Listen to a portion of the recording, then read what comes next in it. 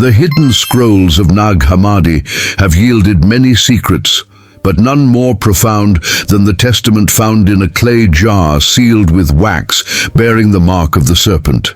Written in Coptic, translated with trembling hands, it speaks of a trial that never made it into the canonical texts, a celestial tribunal that sought to silence the first woman and how she turned the tables on her divine accusers. The chamber materialized not in stone or mortar, but in the liminal space between worlds, where thought becomes reality and justice weighs heavier than gold. 7 thrones arranged in a perfect circle, each occupied by an archangel whose light could blind mortals, their wings casting shadows that danced like living flames across walls that existed only in spirit.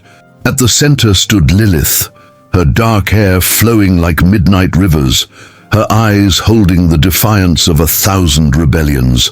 "You stand accused," announced Michael, his voice echoing with the authority of divine command, "of refusing your ordained place, of corrupting the children of men with forbidden knowledge, and of challenging the sacred order established by the Most High." Lilith raised her chin, meeting each blazing gaze without flinching. "I stand accused of choosing freedom over servitude, knowledge over ignorance, and equality over submission. If these are crimes in your celestial court, then I embrace them willingly." Gabriel, his golden hair catching ethereal light, leaned forward on his throne. "Do you not understand the chaos you have unleashed, the sacred balance disrupted by your defiance? Adam was meant to be your companion, not your equal." "Companion?" Lilith's laugh rang through the cosmic courtroom like silver bells. "Is that what you call one who demands another lie beneath him, who claims dominion over a soul that breathes with the same divine spark? You speak of balance while creating inequality from the very clay of creation." Raphael, the healer, spoke with measured tones. "Your rebellion has consequences, Lilith. Women throughout the ages will suffer because of your choice. They will know pain in childbirth, subjugation in marriage, silence in sacred spaces. Do you not feel the weight of their future sorrows?" The first woman's eyes blazed with inner fire. "You blame me for suffering that stems from your own design? I did not create the world where women are diminished. You did. My crime was refusing to participate in my own diminishment. Uriel, the flame of God, rose from his throne. You were given paradise, Lilith. Eden itself was your domain. Yet you chose exile over obedience." "Paradise." Lilith's voice carried the pain of eons. "Paradise is not a place where half of creation must bow to the other half. Paradise is not achieved through submission, but through harmony. I chose the wilderness because it offered something Eden never could, the right to be myself." The trial continued through hours that felt like centuries, each archangel presenting evidence of Lilith's supposed crimes. They spoke of her nocturnal visits to sleeping men, her whispered teachings to women who dared to question their lot, her refusal to bear children who would be raised in the image of their father's dominance. But as the accusations mounted, something extraordinary began to happen. The very air in the celestial chamber started to shimmer, and words appeared, not in any earthly script, but in letters of living light that spelled themselves across the fabric of reality. From the sacred text known only to the highest orders, Lilith began to read, her voice growing stronger with each word. "Let it be known that the divine spark recognizes no hierarchy of gender, no supremacy of form, no dominion of one soul over another. The first creation was made in duality, male and female, equal and eternal." If you enjoy these kinds of stories, make sure to like this video, subscribe to our channel, and turn on the notification bell so you never miss any of our content. And tell us in the comments where you are watching from. We would love to know. The archangels shifted uncomfortably on their thrones as Lilith continued. "You who sit in judgment speak of the Most High's will, yet you have forgotten the most fundamental truth, that love cannot exist where freedom is absent, that creation cannot flourish where half its essence is suppressed.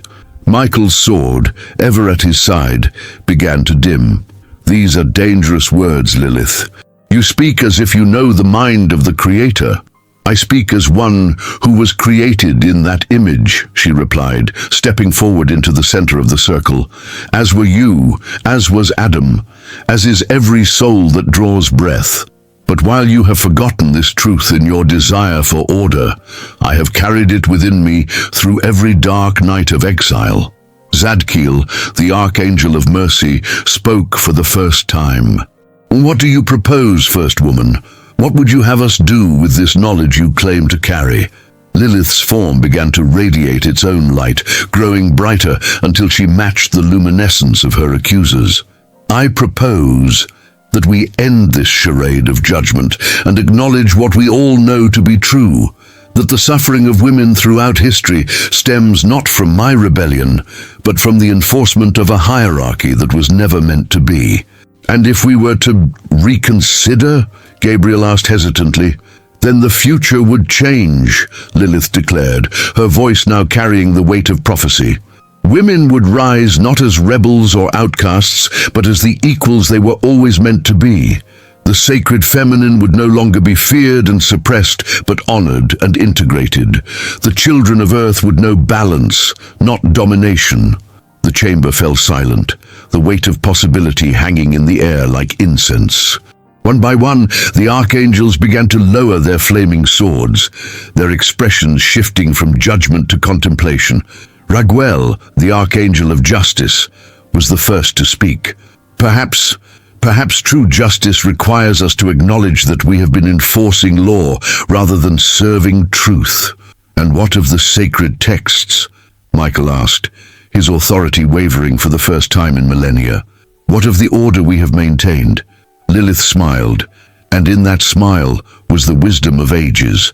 "The texts were written by hands that feared feminine power, but truth is not contained in parchment. It lives in the spark of consciousness that burns within every created being. You can rewrite the story, but only if you have the courage to admit that the first story was incomplete." The trial that had begun as Lilith's condemnation slowly transformed into something unprecedented in celestial history, a reversal of cosmic proportions. As the archangels grappled with revelations that challenged everything they had believed, the first woman stood at the center of it all, no longer defendant, but teacher. "I have walked in darkness for so long," she continued, "not because I chose evil, but because I chose truth over comfort, authenticity over acceptance. In that darkness, I learned that the divine light does not diminish when it is shared equally. It grows brighter." Hours passed in deep contemplation, the cosmic court weighing truths that had been buried beneath centuries of tradition. Finally, Michael rose from his throne, his magnificent wings folding behind him in a gesture of surrender. "Lilith, first woman, first rebel, first seeker of true equality," he began, his voice carrying new humility. "We find you not guilty, but prophetic, not criminal, but catalyst. Your rebellion was not against divine will, but against our interpretation of it." Indeed, the other archangels stood in turn, each offering their own acknowledgement of truths long suppressed. Gabriel spoke of inspiration that had been stifled, Raphael of healing that required wholeness, Uriel of divine fire that burned equally in all souls. As the trial concluded, Lilith felt a transformation beginning, not just within herself, but rippling outward through time and space, touching every woman who had ever felt the stirring of equality in her heart, every man who had ever questioned the righteousness of dominion. "The future is not written in stone," she declared as the celestial chamber began to dissolve around them. "Every moment offers the possibility of choosing love over fear, partnership over dominance, truth over tradition. The trial ends, but the real work begins now. In the mortal realm, scribes would write different stories, priests would preach different sermons, and gradually the world would begin to remember what it had forgotten. that the divine image contained both masculine and feminine. The true strength lay not in supremacy, but in balance, that the first woman's rebellion was actually the first act of divine justice. The hidden scroll ends with words that seem to glow even on ancient papyrus. And so Lilith won, not through violence or cunning, but through the simple revolutionary act of speaking truth to power. The tribunal that sought to silence her became the stage for her greatest victory.